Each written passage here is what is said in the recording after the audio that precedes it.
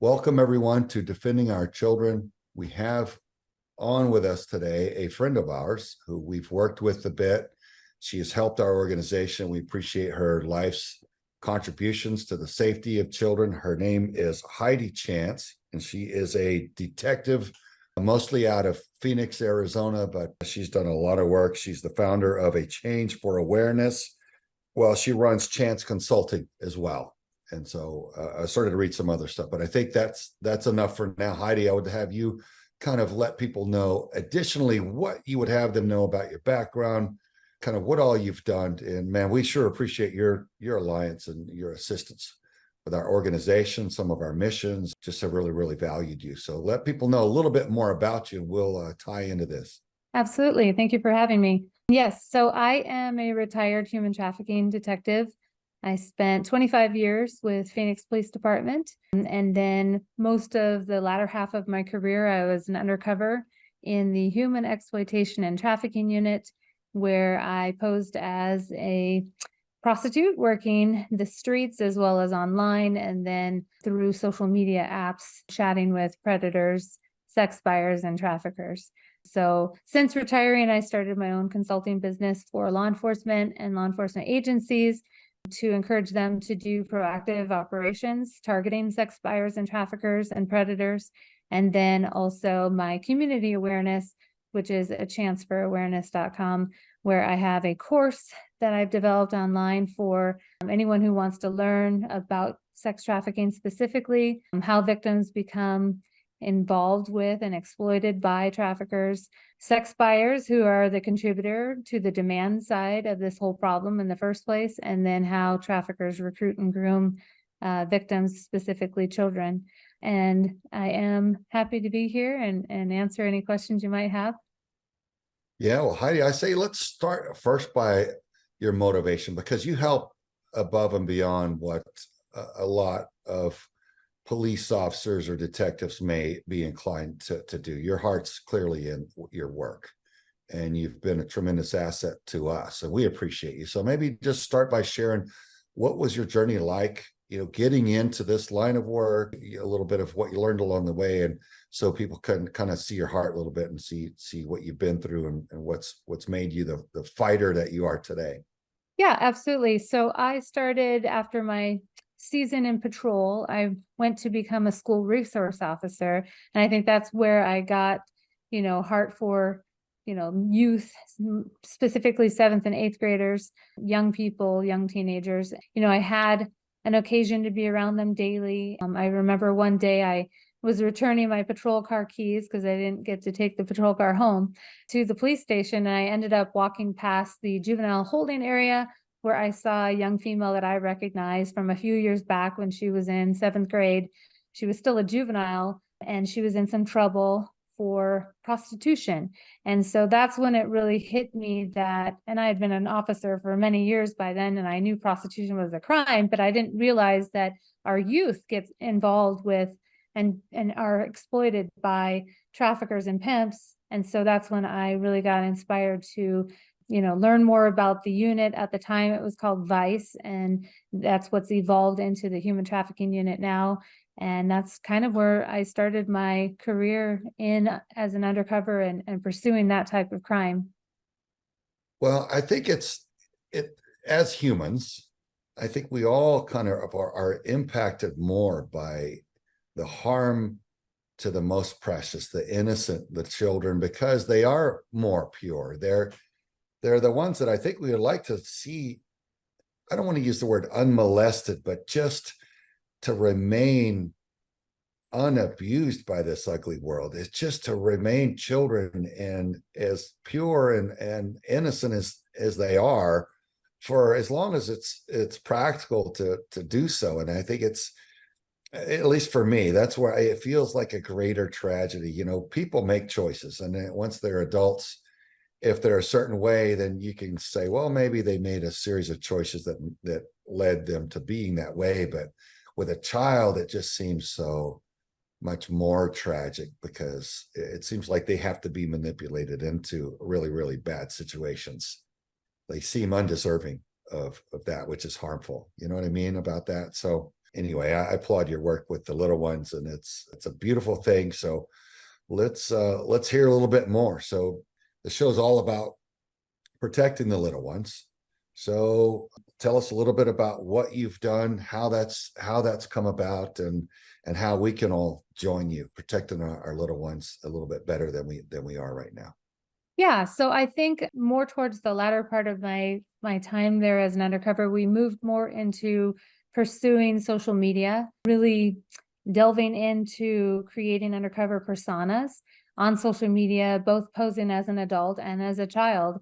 And I think that's where we really have seen this growth of the ability for traffickers, sex buyers, and predators all to be really targeting our kids. It's a mixture of, children that are unsupervised by their parents, be it, the circumstances of COVID, they still had to go to work, or, just not taking an interest in what their child's doing online. And then obviously the combination of these kids these days want to have, Instagram famous money. They have this perception that they're going to be Instagram famous. And so their profiles are open to the public and they're not protected in any way. And so I think that's where we really have an issue with this behavior being able to thrive and continue, because we don't have parents that are interactive with their kids and what they're doing online and who they're talking to, and then making sure that their profiles are locked down and not open to the public. There's some concerns there for sure with social media. As far as our operations, we definitely engaged in a lot of chatting with predators, trying to have them, try and lure us and commit their criminal activity with us as an undercover, thinking that they're talking to a juvenile instead of a live victim. And then one of my favorite things to do is catfishing pimps, which I really enjoy, having traffickers try and recruit and groom me instead of a live victim. So Yeah. that was always fun. Yeah, it's good to see people hunting the predators or the abusers. Yeah. I think it's a beautiful, turn of justice, to see the hunters or the predators or the abusers being hunted. So that's always a great thing. Well, with the little ones, my wife and I, we have loved our children with all our hearts, and sometimes they just don't want to hear so much from the parents, and that's a universal dynamic in a lot of places. But it seems like when I grew up, my parents, I spent a lot more time with them, and it seemed like they were able to transfer a lot more of their culture into me. What do you think's changed these days? Why does it seem so hard for parents to have their children's ears and just pour into them? I think unfortunately we are in a day and age where you bring your iPad or the little devices that they have now for kids. You go to a restaurant, you set them up with their device and you put them on ignore. They've got you on ignore, they're doing their thing, and you're having your meal and conversing with whoever you're with. And I really think that that's a learned behavior early on. I saw 2 kids on TikTok when I was at the airport the other day, and I'm like, oh my gosh, they're like 6, 7 years old on TikTok, and their parents are like oblivious to what they're doing on TikTok. And Yeah. so it's really concerning. Yeah, well, it's good to have electronics for that access of information on one hand, but when it comes to the little ones, man, it's so dangerous, and family wise, like you pointed out, it can be so divisive if not properly managed. So thank you for that, and stay tuned, everybody. We will be right back with more from Heidi Chance. Welcome back, everyone, to Defending Our Children. We are on with Detective Heidi Chance, and she is a right fighter, and she protects so many that are out there in harm's way. She's worked a lot of big cases. So Heidi, I just want you to share with people a little bit of kind of what you've been involved in and what that's kind of looked like. Walk us through it so we can kind of live vicariously a little bit through you. Yeah, one of my largest cases actually lasted 5 years from the date of disclosure, where a 16-year-old disclosed to her older sister, who eventually called law enforcement, that her uncle had been having her work in a house that he set up that was like a brothel, where he had individual rooms that were set up with cameras in the rooms, and they had men come into the house to actually perform sex acts with the females there. She was the second juvenile. The other juvenile was his 17-year-old stepdaughter. Ironically, her mother met him. She was a Department of Corrections officer who lost her job, got involved with him when she started working at a strip club and got heavily into drugs, and then brought her 17-year-old daughter into this situation. Ultimately, the case actually had 7 victims, 5 adult females, the 2 juveniles, and it was initially a 130 count indictment against this one trafficker. Familial trafficking, it was, her uncle. And basically it was a matter of going to trial, and we spent 7 months arguing the facts of the case, and ultimately the jury found him guilty of 101 out of 105 of those counts. And the reason it wasn't a full 130 is because it took so long to go to trial that things that victims told us and that we charged, if they didn't remember it 5 years later to testify to it, unfortunately those counts got dismissed. But 105 went to the jury. They found him guilty on 101, and he was sentenced to 493.5 years in prison.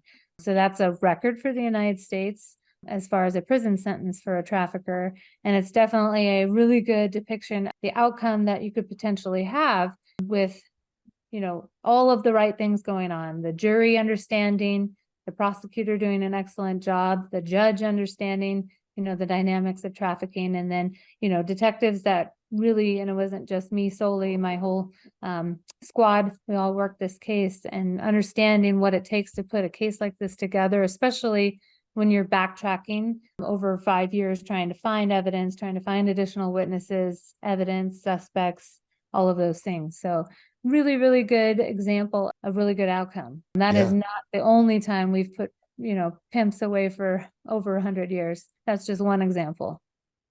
Well, let me ask you this. I think I know the answer, but for a lot of people out there that may be wondering, well, once you've got enough evidence and you're going to be able to put him away for couple 100 years. Obviously, he's not going to live past 120, especially in prison. So some people may say, well, what's the point? That's a lot of work to add a few 100 years onto this guy's case. But I know in the case of our daughter, man, she wanted to know that guy was found guilty of what he had done. And I think that's probably important for a lot of people to have that validation and have the facts gone through in a court of law and due process carried out, and the person found to be guilty by a jury. What do you think about some of that? Yeah, and I think definitely when I present about sex trafficking and about, my ulterior motive is to reach as many citizens out there as possible that are potential jurors, because I want them to understand the dynamics of trafficking and how we could be describing a situation where a person's exploited on the side of the road and they're walking the streets with a phone in their hand. They're not handcuffed to the bad guy. They're not locked in a room somewhere. They're actually out walking freely with a phone in their hand, but they're really still not free to leave, and they're trapped. And that's a whole dynamic for people to wrap their head around, and really working on individuals to understand all of the dynamics of trafficking, the threats, the grooming, the circumstances of shame and things that go on with victims and their exploitation, really help get juries to understand that the person who is going to prison, yes, they have to be held accountable. And yes, it is a big job as a juror to decide to put someone in jail for hundreds of years, but it's also a big deal for that victim to live out the rest of their life with what happened to them for the rest of their life and all those years. And so it's a very big decision. And I really, truly appreciate when juries make the right choice and convict these types of individuals and make the right choice to get a victim justice. Yeah, there seemed like a long list of things that lead to this in society. There's so many people involved and so many people harmed. There's the breakdown in morality, the breakdown in the family, and from that, the so many people, especially the men, watching porn and then getting more and more perverted, and driving up the demand for not only sex, but then the sex with of all kinds, and even children. And then law enforcement, the culture a lot of places is still to go after the person that's selling themselves without regard to, well, is there a pimp involved? Is this person selling themselves all their own free will, or are they under someone's control? Are they under duress? There's just a lot to it, man. It's a complex issue, but I think our society is learning more, and we need to learn a lot more about trauma, what trauma does to people, especially when they were traumatized as children, and it changes their perception and how they respond to literally everything after that. And I don't think our culture understands that nearly to the degree that we really need to.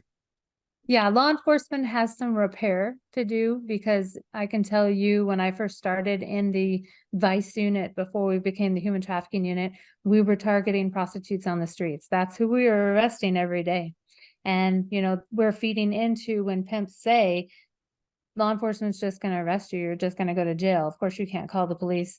And we weren't doing anything to show that that wasn't going to be the case. And so we have a lot of repair to do, and we are definitely working on that. And I know that there are still law enforcement agencies out there that need to also make that change in the way they react to this problem, for sure. But definitely we're moving in the right direction. There are times, however, and I've witnessed this, where I've had a victim we had rescued. We legally helped them change their name.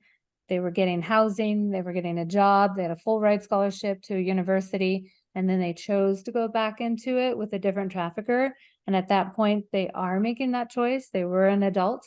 I've seen that as well. So, it's a case-by-case basis, for sure, but predominantly we want to be asking the question we were never asking before, which is, what can we do to help you get out of this? And what resources can we get you to get you safe and not be exploited any longer? So we're definitely moving in that direction. Yeah, I celebrate that. Forrest? Yeah, and what I hear you saying, Heidi, and you probably understand this better later in your career, that there's conditional programming, that these survivors, victims at the time, they're programmed to abide by, family members, pimps, whoever is trafficking them. And the average person really struggles to understand that. How long did it take you to learn about conditional programming? Well, we definitely, obviously witnessed that as we evolved as well with how we were handling these kind of investigations, especially when we kept seeing the same people we just arrested the day before back out there. And it was almost, a little bit of, well, are they not worried about this pending case that they now have? I know it's just a misdemeanor, but in Arizona, at least 4 convictions in your 5-year period is a felony, and you can actually go to prison. So it's definitely, it definitely takes time. And I know a lot of people are working to evolve to see that point of view as well. Yeah, well, culture, we learn together, a lot of us, and law enforcement is a part of our culture and our society. So we celebrate the evolution. We all get smarter things as we go. So folks, stay tuned. We will be right back with more from Heidi Chance. Welcome back to Defending Our Children. We are on with Heidi Chance.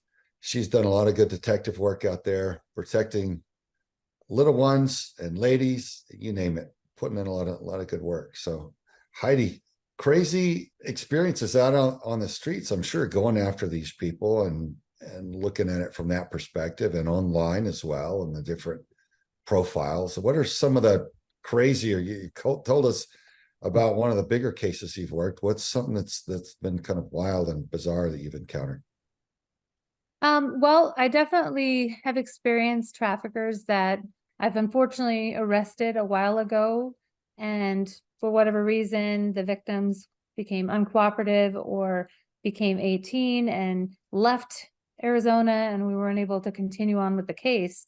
And then fast forward, I find them again, and they're trafficking another juvenile. And it's one of those things where we've also evolved in the way that we investigate, and we now are moving more towards going after them for financial aspects of their criminal activity, money laundering, illegal enterprise. And so going along with, a victim's case as well as our own financial case has really helped, where if we do have a victim that becomes uncooperative, we still have felony charges and we're still able to pursue going after these traffickers for the money, because everything that they're doing is criminal activity. They have no legitimate income, and they are making money off of exploiting other people, and that's all part of a crime. So we definitely noticed, you know, hitting them where it hurts, seizing their bank accounts, seizing their vehicles, their homes, even their Gucci purses and Rolex watches and all of these assets that they walk around with and use to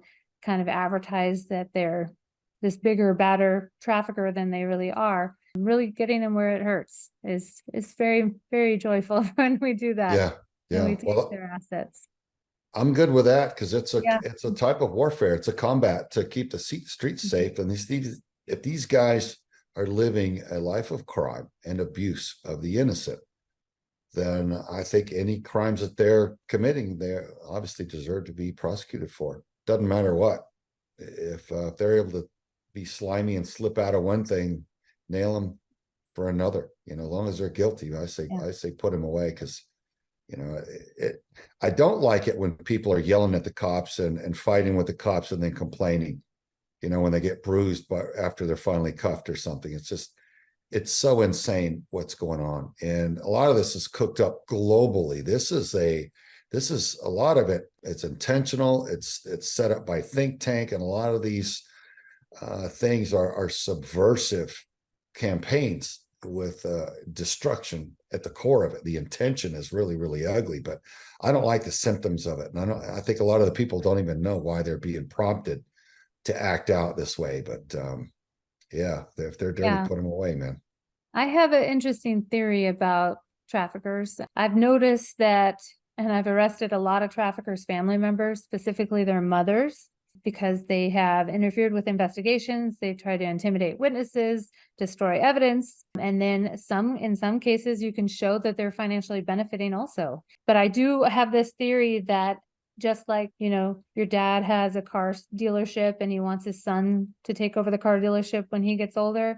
Yeah. It's almost like that. And I don't know if there's any studies out there, but I have had so many traffickers where they had a relative, either their father or their stepfather or their uncle or their cousin was also a trafficker. And that was kind of the way that they grew up. And they learned that behavior and then they became traffickers. And so that's a different whole dynamic that I don't think anybody really thinks about, but I've certainly experienced that. Well, I learned something about the Hispanic culture when we were down in Laredo and we had just made an arrest. You know, it wasn't the first arrest of that sting operation, but they had taken this guy into a side room. They were questioning him, and I could hear through the door he was violently sick. He started throwing up everywhere, and I said, well, "What's going on with that?" And they said, "Well, he's Hispanic." And I said, "Well, help me understand what that means." They're like, his family will turn on him if he's a child rapist, if he's a pedophile. Even if he gets out of jail or prison, his family won't have him around for anything. That means for him, no more funerals, weddings, birthdays, Christmas, none of it. He's out and he knows it. And that's what's made him sick. And I'm like, wow, I wish our culture was more that way. You know, there's like you're talking, you know, moms will obstruct justice. Well, my son, he's my son, so I'm a cover for him. Well, if your son's an axe murderer, you don't need to be covering for him. You know, I mean, there's a responsibility we should have to society that, you know, if your son's a monster, stop protecting him already. It's kind of silly. But anyway, I thought I'd share that little anecdote. Definitely unfortunate we don't have that in our culture. There is no remorse. I don't imagine, Craig, that either one of our mothers would have put up with any. I mean, the nonsense they wouldn't put up with was way past the spectrum, you know, way beyond the spectrum of that. So I understand your confusion as well.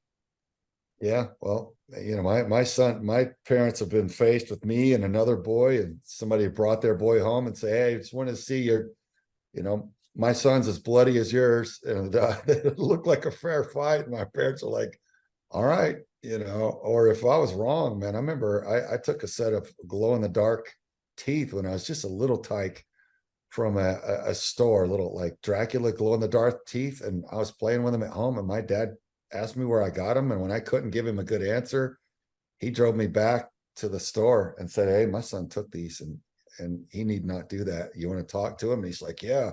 I started to call the police and you know, it's just a little bitty dude. I was terrified, man. I realized, okay, don't take anything that you haven't paid for. That's bad. You don't want to do this. So yeah, Forrest, our parents weren't going to stick up for us when we were wrong. They were going to teach us not to be that way. You know, and that's just one quick example, man.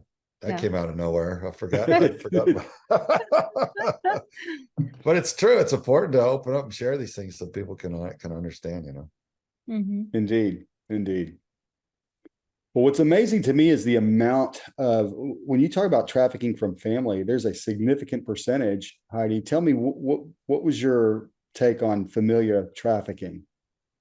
Yeah, so I think I think the new percentage out there is 42%, something like that. I would argue that it's probably higher than that because I don't think that people recognize that familial trafficking can also include like a boyfriend. That is someone you know, not just a relative. And I think that that's definitely part of this dynamic as far as traffickers. Sometimes they invest a period of time over social media, a lengthy period of time, or they come to see you at your job or however they are trying to lure you and recruit you. But definitely a boyfriend or a girlfriend is part of familial trafficking. Hey, folks, this has been a good first segment of our show. We've got another half to go. We invite you to come back. But for those that can't, Heidi, let everybody know how to find you and support what you do.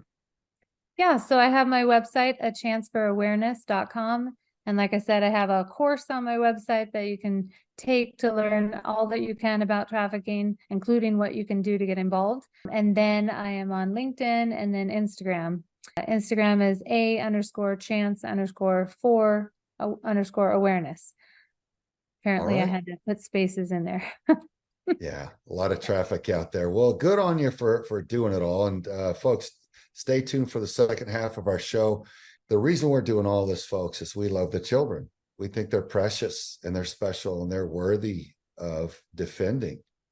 And that's what we're wanting to do. We're wanting to learn how to do it better and help you guys to do it better because they deserve to be fostered and nurtured and have that innocent time to learn and grow and play and develop. So we appreciate everybody joining us. So join us next time on more Defending Our Children. Welcome to Defending Our Children, everyone. Today we have on with us Phoenix Police Detective Heidi Chance. She runs Chance Consulting, and she's the founder of A Chance for Awareness. And Heidi is considered a friend and ally of Veterans for Child Rescue. She's been very helpful for us, for our training and our operations. We appreciate her. So Heidi, thank you for coming on with us and welcome on the second half of our show with you today. Thank you so much. Yeah. Well, tell us a little bit more, if you will, on how people are exploited. How does this all go down? How do these people find themselves in harm's way? You know, it's not like you just wake up one day and you're being sold or you're selling yourself. You know, how does this kind of play out? Yeah, so things that I've been described in interviews from victims, there's definitely a whole process luring this victim away. And when I speak about it, I present on the fact that a trafficker might offer to take you home or to pick you up. It's not because they're being nice. They want to know where you live. In the initial stages, they might be asking you all kinds of questions about yourself, where your parents work, what do they do for a living, what kind of cars do they drive, where does your sibling go to school, how old is your sibling, what time do they get home from school. Those are things that you're thinking, okay, trying to get to know me, but in reality, it's information the trafficker can use against you. And the threats are very, very real. The one thing that I have always, realized about traffickers is they're the most reliable people you will ever meet. If they say they're going to beat you up, they're going to beat you up. If they say they're going to take a gun, point it at your mom's house, depending on whether or not they feel like shooting or not, they're going to get you in the car. They're going to point the gun at your mom's house, and they're going to make you feel like this is about to happen because they have to have their victims believe that everything they say will happen. Otherwise, why would victims stay? Then they also, on the other side of that, try and, portray this glamorous life. We're going to go traveling. I'm going to take you to Vegas. We're going to go to Miami. We're going to get your hair done, your nails done. And for, a 12, 13, 14-year-old, these are things that, are in their dreams, and that their parents aren't, letting them go get their nails done or their hair done because maybe they're not financially able, or they're not allowed to yet, or they're not allowed to wear makeup yet. And then here's this person that's buying them wigs and buying them makeup and letting them go do all these things, but all of that's at a price. They have to, do what the trafficker says as far as perform sex acts with men for money. So then that way they can pay for the lifestyle that they're being provided by the trafficker. And so it's definitely that's part of that force, fraud, and coercion. There's the physical violence, and then there's the fraud and coercion part that's very prevalent through the promises, the false promises, the obtaining this life that we're going to obtain at someday that never really happens. And so it's really all of that trauma, all of that exploitation really is, especially for a juvenile, they take it all in and they take it all to heart. And so it's really hard sometimes when, we rescue a juvenile and we're sitting across the table from them and we're trying to break down what just happened to them over, several months, maybe even a year or so, and getting them to tell the truth about everything is really, really difficult. So sometimes we have to do that in a series of interviews. Certainly, I always ask, when's the last time you had something to eat or drink, or when's the last time you slept? Because a lot of times they haven't in 24 hours or more. They weren't allowed to go spend the trafficker's money to go get food or those kind of things. So being able to provide their basic needs, even in the initial stages of a rescue, is also part of this dynamic. What percentage of the cases out there that you've worked started with the typical Romeo pimp that then turns into the gorilla pimp? Is that pretty much the standard play by your observation, or are there different scenarios that you see? I think the term gorilla and Romeo comes from victims describing certain behaviors in a trafficker. I think that most traffickers have this initial honeymoon phase with their victims, because if they came in out of the gate being physically assaultive, I don't think it would be as profitable for them in the outcome of keeping this victim and keeping them in line and keeping them doing what they're supposed to be doing. However, there are very violent traffickers out there that I know of that have been physically violent right out the gate. It's a situation also where they use other dynamics like isolation. So these people are very transient. They're moving from city to city, state to state. One, because they don't want to get caught by the police, but two, because they want to keep their victim completely isolated, completely dependent on them. And if you've got a 13-year-old that has no identification, nobody remembers phone numbers anymore, their phone got taken away, they're locked out of their social media, they're in another state, they're kind of dependent on this person that brought them there, and they are not able to fend for themselves. And so that isolation is really also part of this whole dynamic. So basically there's no lifeline for them, and their only way to get food and shelter is from their pimp. Yeah, this person that's, offering them this life that they might be talked into at the time, the shopping, the travel, seeing other places, the perception of being taken care of, all of those things. Do we want to talk about how much money they're making off of their survivor or their victims, and how many do they manage on average? So it's really hard to say how many they're managing at one given time. I think the most I've had is 5, where they, they're always, this is the only job they have all day long. So they're managing the victims that they have, and they're always trying to recruit and get more. And I know this because as a undercover, engaging with them on social media, I've written search warrants for, just the week-long period that I talked to a certain trafficker. And, the message that was sent to me was copied and pasted to 91 other profiles in just that brief period of time, and all trying to recruit this other person to join with that trafficker and lure them away, just like they're trying to do to my undercover persona. So definitely, I've never really found that they have a lot of money. I think the most I've seized is $24K in cash that was hidden in a couch. They definitely blow through money just as fast as they get it. Part of that is maintaining that lifestyle that, is that perception that they're in fancy cars and going out to fancy dinners and buying fancy things in order to have their victims or their new victims see them as this large amazing trafficker that they really aren't. But definitely, I've never really seen them have a whole bunch of money. Certainly, if they do and we discover it, we're going to try and seize that. Well, with that being said, if you took one victim, how many sexual acts are they doing in a 24-hour period? Well, I mean, I've had victims talk about how they got beat up over falling asleep and not answering the phone, for the dates that we're calling. So, if they're doing 10 to 20 dates a day and they're doing it $100 a date or more, and that's one victim times however many victims that trafficker has. I mean, potentially they are making a lot of tax-free money that is all illegal. Yeah, there's a lot of money moving around this country. Yeah, Some one of it's dynamic I have taxed, some of noticed it's not, you know what I mean? yeah, it's moved from cash so much that it's kind of all those apps on the phone, like Cash App, Chime, Venmo, PayPal. So that's definitely a dynamic that we've noticed. Yeah, and law enforcement's having to track all that stuff too Yeah. now and learn how to follow the money, because that's Yeah. part of it for sure. Mhm. Well, stay tuned, everybody. We'll be back after this quick commercial break. Welcome back to Defending Our Children. We're on with Heidi Chance. She is a sex crimes detective.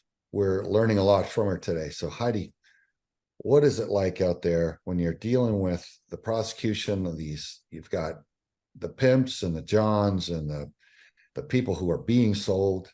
What all kinds of crimes do you prosecute these guys for? And might it be multiple crimes per guy according to what they're actually doing? Yeah, so luckily the law has changed where I think it was before 2016. Prior to that, we would have not been able to charge sex buyers or Johns with felonies related to their either agreement to have sex with this juvenile or actually having sex with them.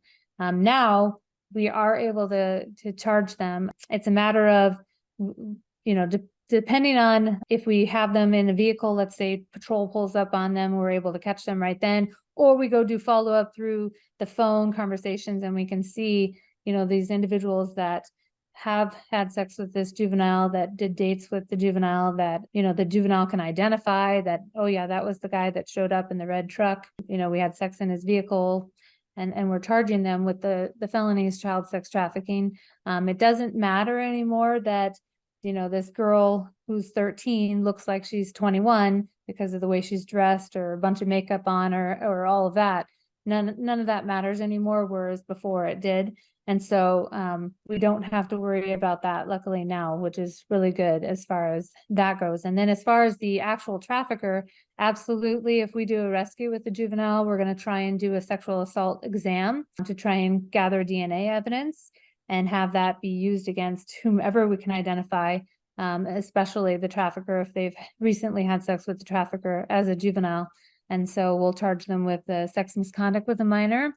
And depending on their age, if they're under 15, then it would be dangerous crimes against children, sex misconduct with a minor, which is like a higher classification of a felony. And so that on top of when we're trying to do these interviews forensically, we're asking, when was the most recent date that you went on?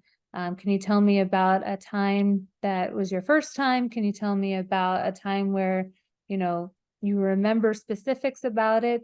And if we can narrow down, counts, that's how we're establishing those counts. Then that's where we're going to add, like I said, those 130 counts from that other case I was describing. That's where all of that comes from is, the interviews with the juvenile and then cooperating that with the text messages and the phone, or, let's say there's GPS coordinates for these dates in the phone, like they use the maps to go to these dates, to these people's houses.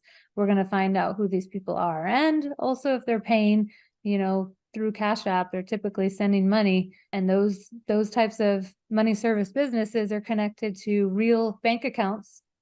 And so we're going to positively identify people that way and then go after them for their part in the exploitation of this victim. So many people, I think, assume that if somebody is selling themselves, they're doing it willfully, and they don't realize there's always an abuser. There's always a pimp involved. I don't know of any real situation where there's an actual owner operator. Maybe they exist out there, but I mean, in my younger years, I just assumed, well, you know, if she's selling herself, she's probably, that's what she's chosen to do. And as an adult, I realized that's not how it works. There's a thug taking almost all the money, you know. So I don't know. Yeah, it's definitely Culturally, flipped. Yeah. yeah. I'd like to, you know, I'm a bit of an idealist. I'd like to see our culture realize how harmful that industry is, and not be so tolerant of it. You know, I think there's a lot of harm. I mean, we see so many of the victims and the horror stories that come out of it. It just seems tragic, you know. It Yeah, the certainly number one is. thing. Uh-huh. Yeah, and I'm sure, Heidi, if you could confirm, I mean, we've talked to a numerous amount of survivors who they would be rescued by law enforcement, and then they felt like law enforcement failed them, or, you know, that's their version, but they would return back in, they would go back into the system because of that conditional programming.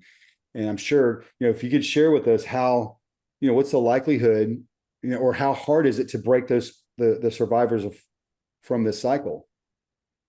Well, I think definitely we're moving towards being better at that with the involvement of survivor victim advocates, and then the resources of actually being able to offer right in the moment of our rescue a shelter, a place to go, a safe place, the ability to have them placed there, and it's a secret location that is not well known, for them to feel safe. And then we can move, you know, towards the investigation side of it. But we uniquely had and I think we still do have the position, as a grant funded position, for a victim advocate to be assigned to the squad. And this person literally went out in the middle of the night when we would do our operations. And if we did a rescue, she was able to offer services right then: a bus ticket, a plane ride, you know, the back line to a shelter, and get transportation to that safe place. And so because we're able to actually help and do what we say we're going to be doing, I think that's, you know, assisting with the stigma of law enforcement actually helping. The other whole part of this situation is, and as we're talking about prosecution and holding people accountable, unfortunately, that one case I was describing took 5 years to go to trial. And the way that these cases move through the justice system, it's really concerning, keeping a victim on the side of wanting to still press charges 1, 2, 3, 4 years while we wait for the justice system to get through to the point where we're either going to trial or they accept a plea. And some victims don't want to stay with that process that long. They don't want to show up to court, pay for parking, have to face, you know, the family members, and then it gets continued, and then they have to reschedule to come back, and again and again and again. And we really need to work on that part of the situation to actually make these cases successful and hold these traffickers accountable. Heidi, do you think our court systems would be less backlogged if we had harsher sentences for destructive crimes? Yeah, absolutely. Definitely. That's a part of it. And then, like I said, even more services for victims to feel safe through that whole court process. Because a lot of times, like I'm talking about a unique situation that we have that's funded through a grant, but other agencies don't have that. And they use, you know, the court victim advocates, which are okay, but they have other crimes that they're not dedicated or specialized to this particular type of victim. So it's really, you know, important to recognize these types of victims and get them the actual specialized assistance. Yeah, I could see where just from our perspective, how important a good quality victims advocate can be for these people who have been deeply traumatized and abused, as well as those in the aftercare realm. Because if the quality of the aftercare is not good, it's not adequate, it's not going to work. Like Forrest said, there's the, you know, recidivism rate. People go right back into what they know. Even if it was a nightmare, it's the nightmare they're familiar with, and it's all they know. They don't know how to start another life unless somebody helps them, teaches them. So Yeah, there's a lot that we can do. I know that victims see on TV, Law and Order and all the TV shows about testifying, and that's like a really scary thing. And unfortunately, the defendant has a right to face their accuser, and being in that courtroom with the defendant, you know, is really, really painful for victims to go through that. So unfortunately, that's a part of it. Oh yeah. Well, I remember my little daughter sitting up brave as she could be, and my wife nudging me and looking down at her knees. And they had us these little squeeze toys for stress. We didn't know why, but they wanted us to have those until we were in there. Or like, we want to wring this guy's neck, and look down, and my little daughter's knees were just shaking. But she was brave from the waist up. Nobody could see, but it was heartbreaking to witness. So yeah, man, courtroom, that's no joke. And facing your attackers is a tough thing. Folks, we will be right back with more from Heidi Chance. Stay tuned.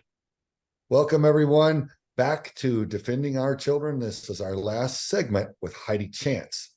And Heidi, man, there's a lot that you've learned. There's a lot that we've learned from you. Let's talk about solutions. We can identify a few more things that need improvement, and let's try to share as much as we can with everybody on what they can do to help prevent or make things better out there. Obviously, the number one thing that we can do to stop sex trafficking is stop buying sex. That goes along with stricter punishments for sex buyers. Like I think I mentioned, there is a felony charge, at least in Arizona, for the other side of this, for the supply, for the victim. If they get arrested a certain number of times in a 5-year period, their fourth conviction is a felony, but there isn't anything equal to that for a sex buyer. And as an undercover, I've had sex buyers pull up on me, not recognize me because I changed my appearance, and solicit sex from me, and I already have arrested them. And, I don't Knock think it off that, already, guys, right? yeah, Like, I don't learn think your that lesson. they're not getting it. That class that they take, we have a diversion class. It didn't work. Sometimes it works. It definitely sometimes works. And there are sex buyers that, learn all about sex trafficking and what they're doing to contribute to the problem, and they never do it again. But there are those hobbyists out there that, do this all the time. They're out there on forums. They're talking about our tactics, what undercover female officers look like, what we do, all kinds of things. And so there should be more stricter punishments for those individuals that are repeat offenders, for sure. Game in the system. Yeah, absolutely. But as far as the general public getting involved in the fight against sex trafficking, besides stop buying sex, the next thing that I would suggest is to learn about the dynamics of this crime. Take classes, learn all you can about sex trafficking and how it happens. Protect your kids. Use tools like the phones and the devices from Bark Technologies and Gab Wireless, those types of companies that developed the tools to help parents actually monitor what their kids are doing online. So then that way, if someone's trying to engage with them inappropriately, it sends a notification to the parents about that happening. Have conversations with your kids about strangers, how strangers might be encouraging them to delete messages or encouraging them to create profiles that are behind their parents' back. Those ideas are not necessarily coming from the kids, they're coming from the bad guy. And then have those conversations in advance, that if someone's trying to talk to you that way or suggest those things, that leads to all these other bad things. And you need to tell me about that as your parent. Ignore that and excuse that. Also, as far as the actual problem itself, right before I retired, we had a couple of organizations donate backpacks that were full of toiletries and flip-flops and hoodies and leggings and undergarments, because when we do these rescues of victims, they're wearing a tube top dress this small and big heels and a wig, and they have their phone, and that's it. And their property that they're so concerned about, because that's the only thing their trafficker let them own in their life, is their toothpaste and their makeup bag that's back at the hotel room. And it's almost enough for them to be so concerned about that property, because that's what belongs to them, that if I can't tell them in the interview that we're going to go get their stuff back, they're not cooperative with me. And so being able to offer them property of their own is huge. Also, obviously, donations of like McDonald's gift cards, Jack in the Box, Pizza Hut, whatever, fast food gift cards that we can give to victims, or purchase meals for them. Because like I said, there's a lot of times that they are very malnourished. They haven't had food, because they can't spend any of the money that belongs to their trafficker.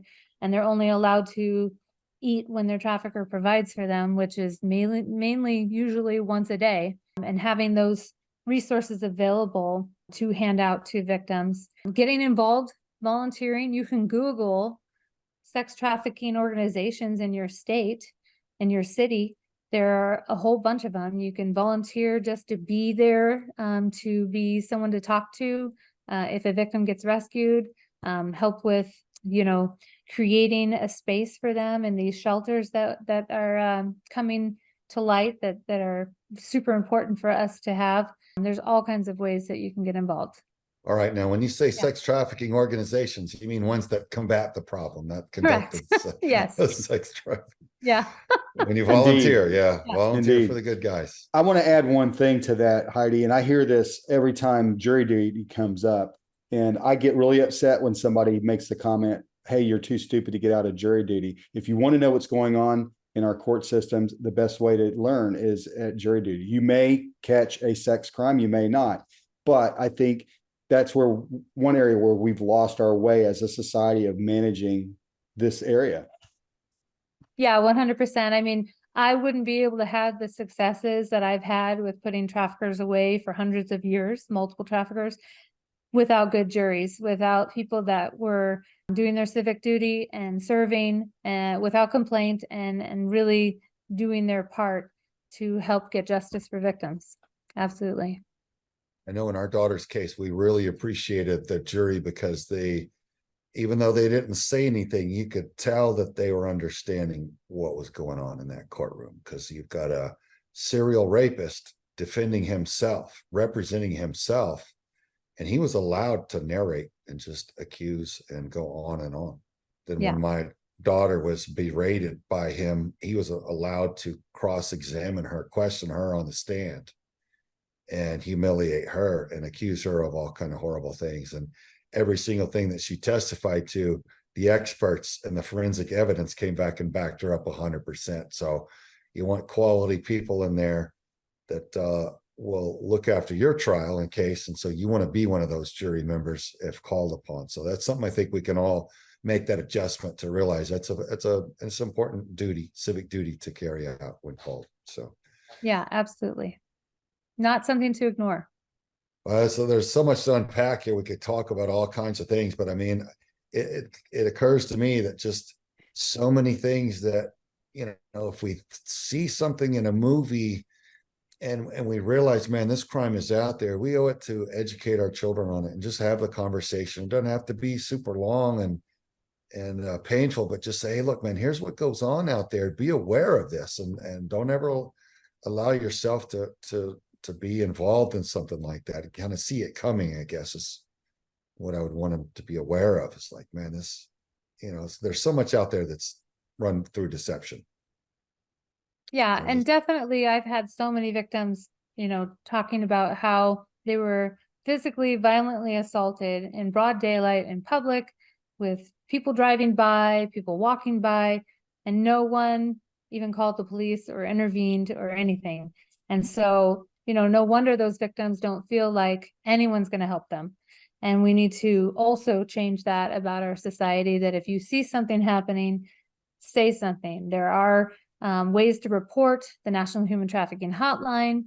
There are states that are creating their own hotlines, local law enforcement. If it's happening right then, like a physical violent assault, that's a call to 911.